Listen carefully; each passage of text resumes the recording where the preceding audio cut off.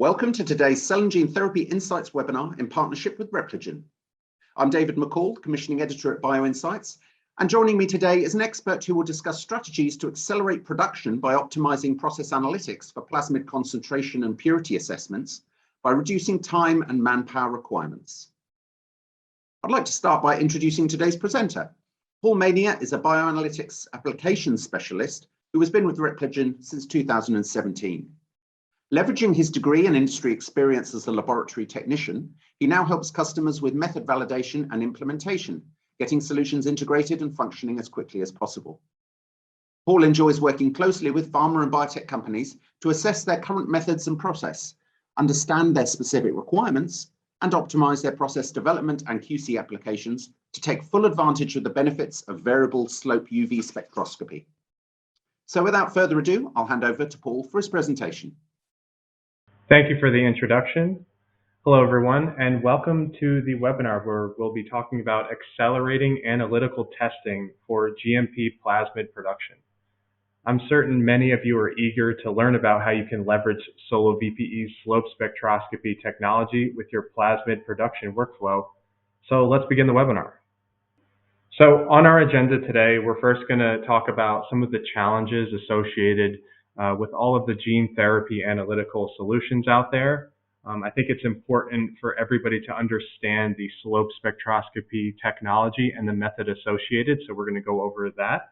And then we're going to go over the CTech analytical systems, the systems that we have to offer from CTech Repligen. And we'll get into the gene therapy case study that talks about plasmid production and purity ratios. CTech has been in business since 1985. Ironically, Repligen Corporation started at about the same time.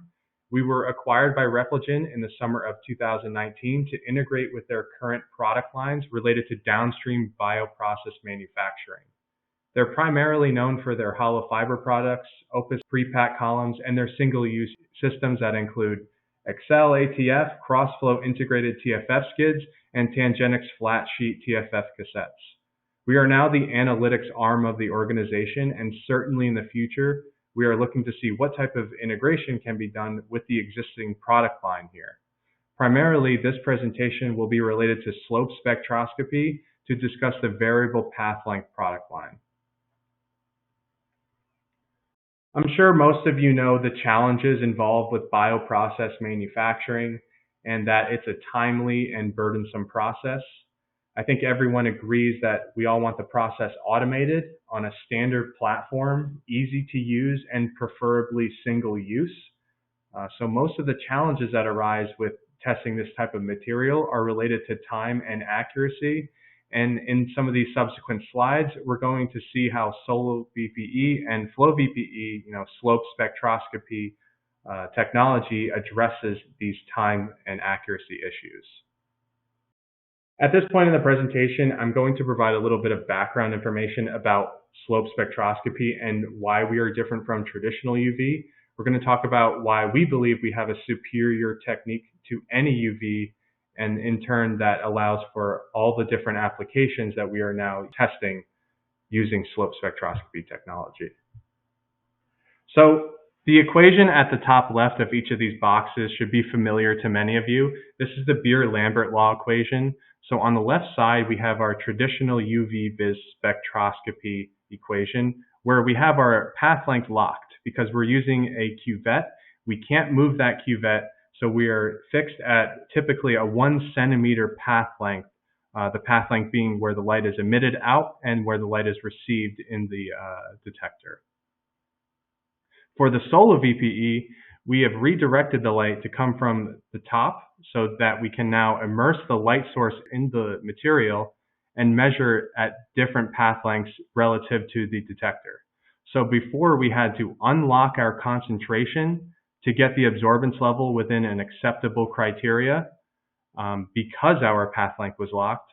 But now that we have unlocked the path length, we can now lock in our concentration, meaning we no longer will need to dilute to get the absorbance levels below saturation level.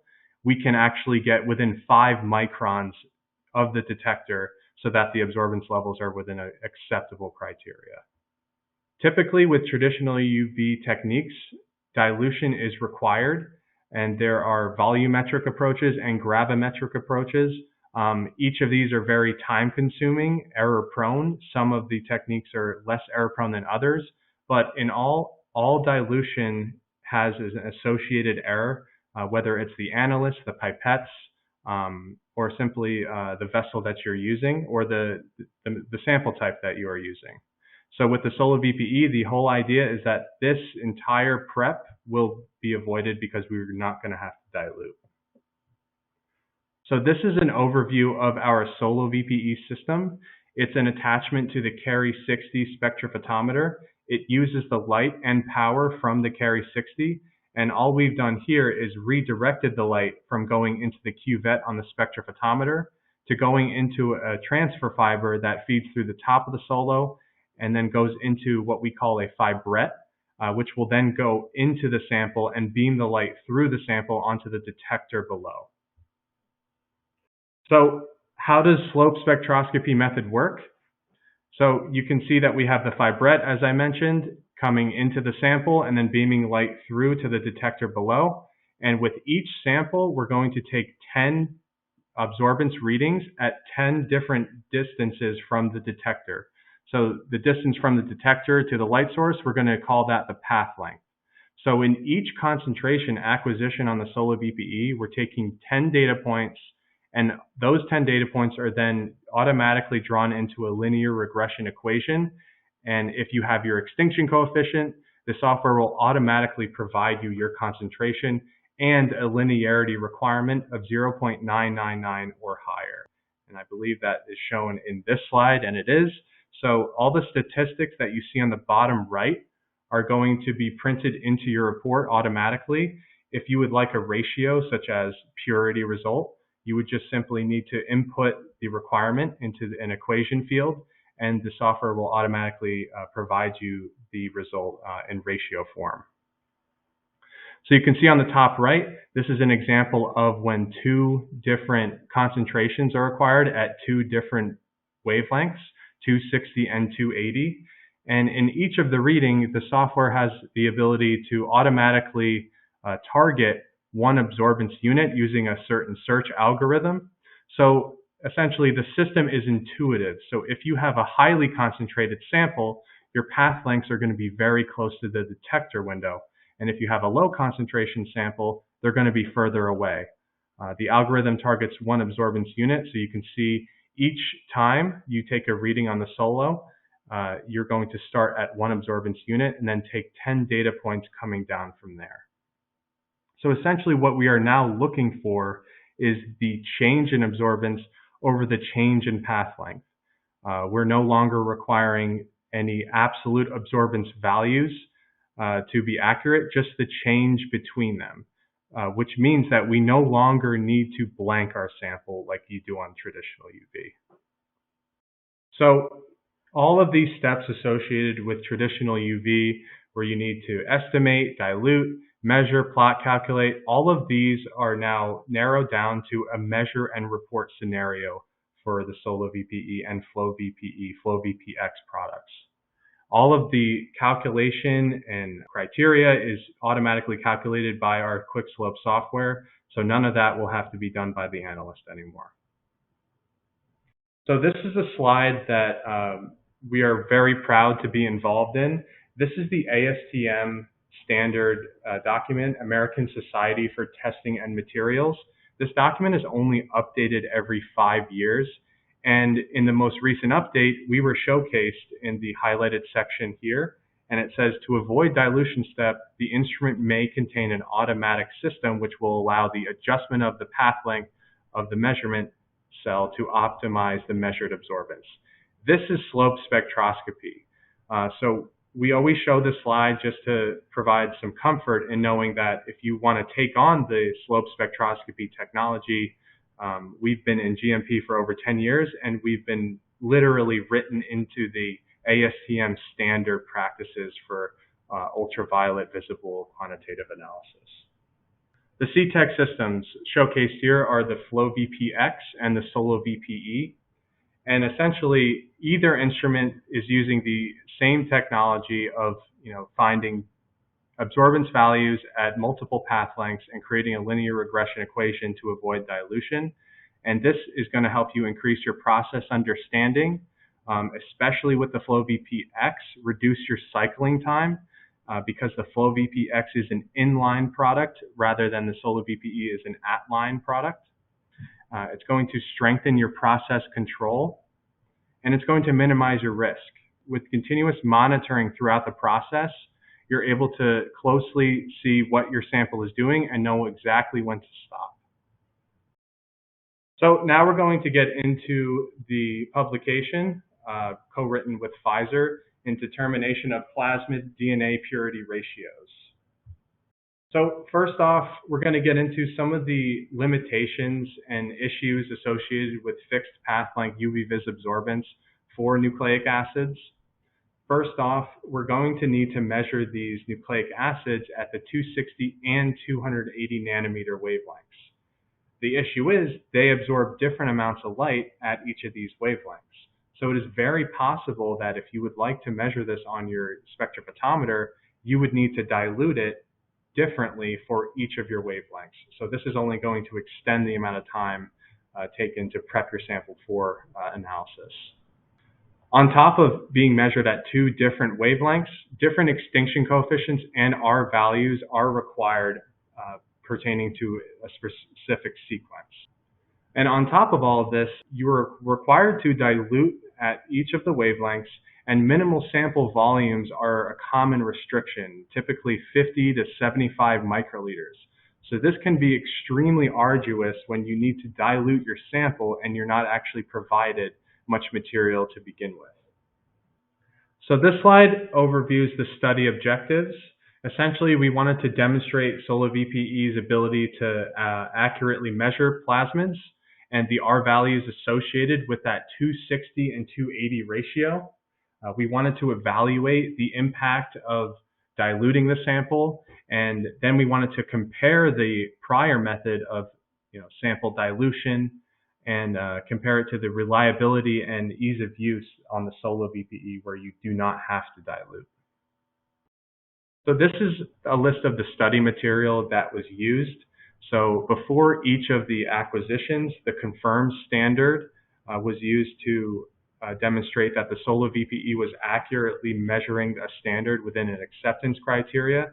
And this was done at a triplicate measurement at 272 nanometers. Confirm is a caffeine-based standard.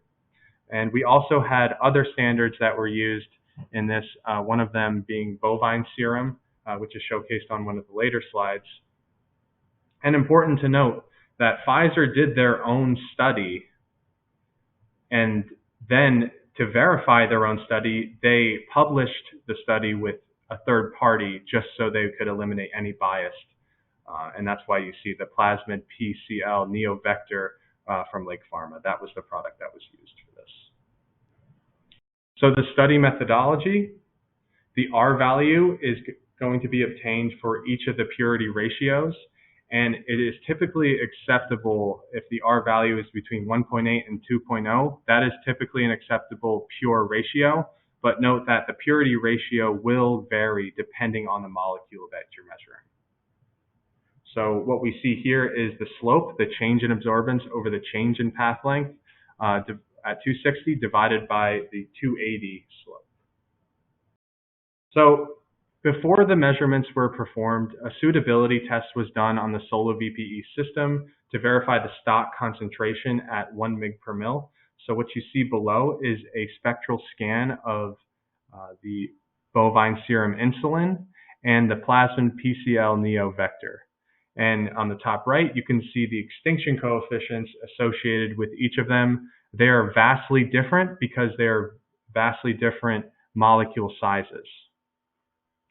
So each of these purity levels was formulated and then later measured on the SoloVPE itself. So there were 25 different ratios going from 100% protein to 100% DNA. Triplicate measurements were taken at each of these purity levels, getting the ratio of the 260 and 280 nanometer slope values. and the result was an R value that was calculated automatically by the slope spectroscopy software and the SoloVPE. So in order to compare our measurements to a theoretical value, we needed to determine those theoretical values associated with the purity levels. So we have the 25 different purity levels. We're going to measure them at 260 and 280 to obtain the calculated ratio. And then using a known 100% pure ratio value for this particular molecule, each of the percentages were input into an equation, and then the output of that equation told the analyst what volumes they needed to use to formulate each of these 25 ratios. So this slide shows the results that were obtained from the study. You can see that the theoretical purity ratios are on the left side. That was calculated by the equation shown earlier, and the observed purity ratios on the SoloVPE. And you can see all of the percent differences are below 2%, which is excellent. And on the next slide, you can actually see a graph of what all of these data points look like within the typical plus or minus 5% acceptance criteria. We had an average of 0.25% error observed, and all of these values were below 2% plus or minus deviation. So essentially, the traditional technique, you need to dilute your sample. It could be different for the 260 and 280 since they do measure at different intensities on the UV. And then you would have to manually calculate your purity ratio based on those two separate dilution measurements.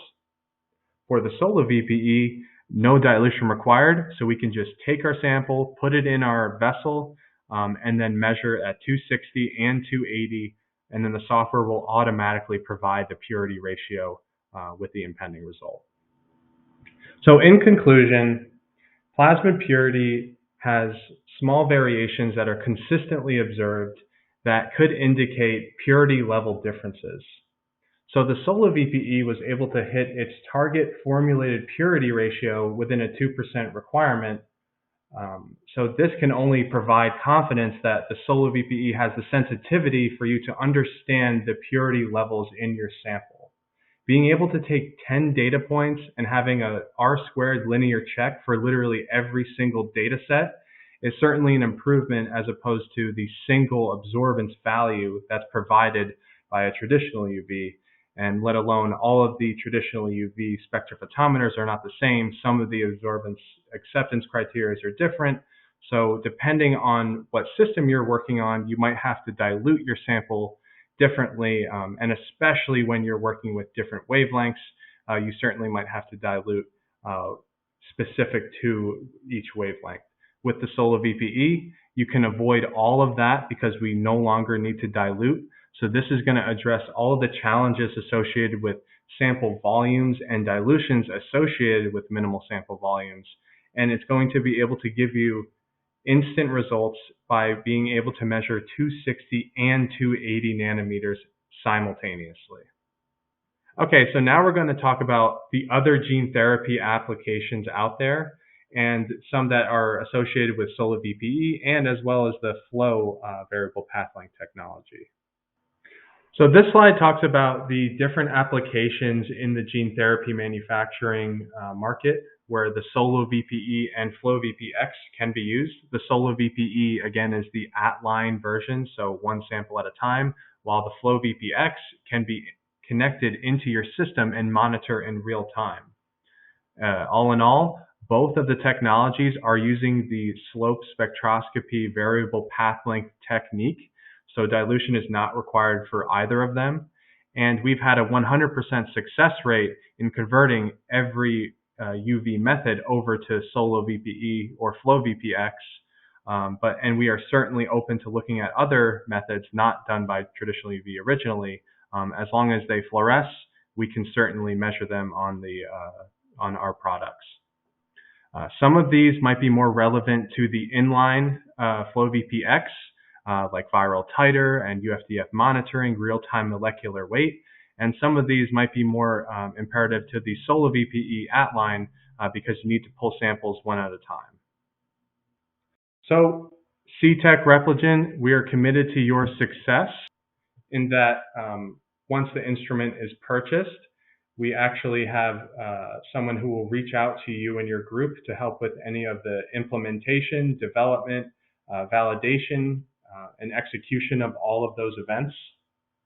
I myself am an application specialist, so I will help with writing SOPs, helping with any of the documentation that is required for any of the validation or implementation work. And we strive to expedite method development and validation cycles so that our customers, when they purchase our systems, they're not left alone. We are completely involved and willing to be involved to help that the instruments get up and running as quickly as possible. So our SoloVPE and FlowVPX slope spectroscopy instruments have been adopted in multiple stages and in multiple workflows for various customers around the world. Being able to be involved in cell culture, harvest, purification, formulation, and fill finish allows us to align all of these processes into a single platform so that all of the functional groups listed below in a perfect world would use the same platform. And I say perfect world, but we literally have several customers that have actually adopted the slope spectroscopy technique in all of the functional groups and processes that are shown in this slide. So being a part of Repligen now allows us to have a global support network that is ever growing. So no matter where you are located in the world, we will have a representative available to reach you as soon as you would need. So at this time, I'd like to thank everybody for their time in attending this webinar. We certainly hope you consider our technology as part of your process, and we're here to help and make you more successful. And now we're going to answer some questions. Thanks very much indeed for your presentation, Paul. On to some questions then. So firstly, will you elaborate on the time you spend performing SoloVPE method validation and transfer versus traditional UV validation and transfer? Where do you see the biggest savings? Certainly. One thing that we have noticed in most line of work in pharmaceuticals, especially with uv-vis method transfer and validation, is it's a very time-consuming process. So with the SoloVPE, you have the consistency from instrument to instrument. You're not relying on specific absorbance values. So the method validation and transfer process is much easier for this. And where we see the biggest savings, so certainly it would be in manufacturing, and specifically with plasmids. Plasmid manufacturing is in very high demand right now. So those that are selling plasmids, they can't sell them fast enough, so they need to increase their processing time, which can be increased by reducing the amount of time that they take to analyze each sample.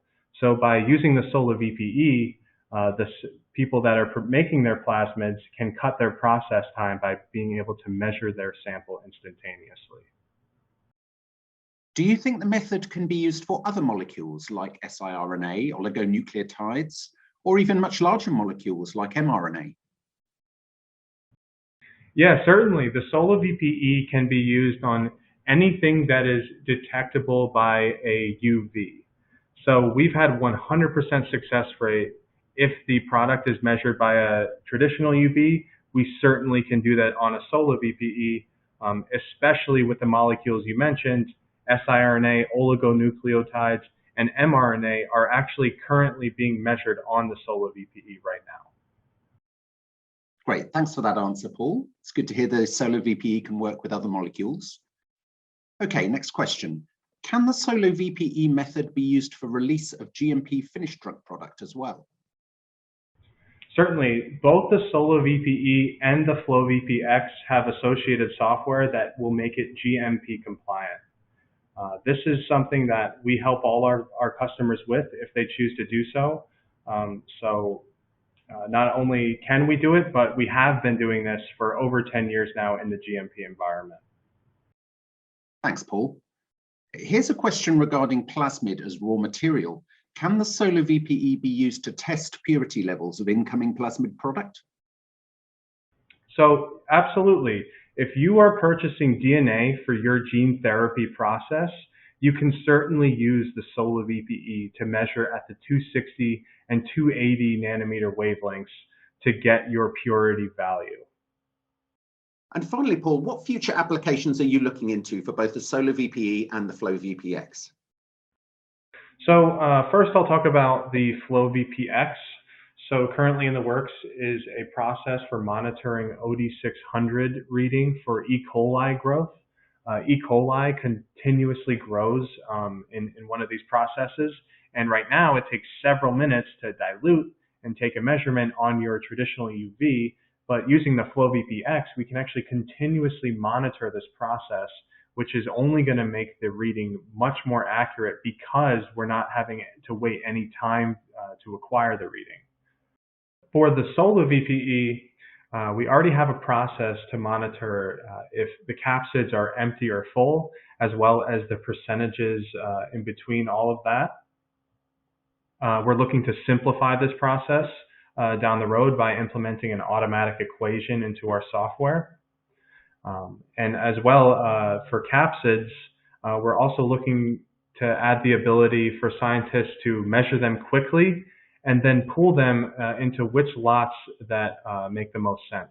So part of the process involves pooling together similar lots of capsids, and this process can take some time to evaluate, but with the SoloVPE, you can quickly measure and determine which lots would pair together with another.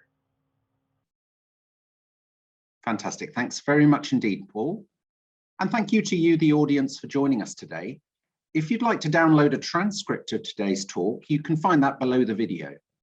We hope you'll join us again soon for more conversations in cell and gene therapy.